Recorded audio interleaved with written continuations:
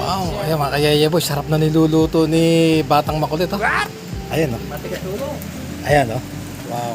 Ano ba yung luluto mo, Batang Makulit? Baboy po. Ha? Baboy po. Ah, baboy. Ah, sarap nito. Inihaw, ano? Ayun, ang mga kayaya boy, oh. Galing talaga. Masarap ba yan? Opo. Okay.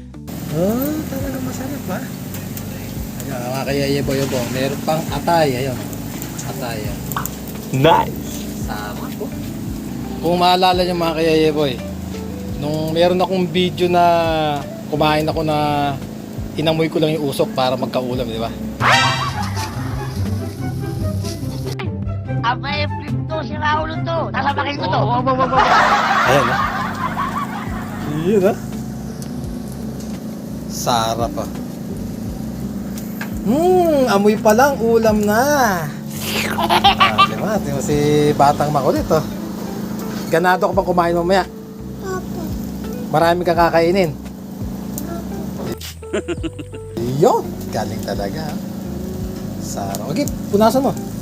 Para magano. Oh, punas. Kaya po yun. Pupunas si ano ng toyo. Yun, oh. Pupunasan niya. Pampalasa. Oh, diba? Sarap. Lebo. Okay, alright mga kayaya boy. Ah, sarap ng aming ulam.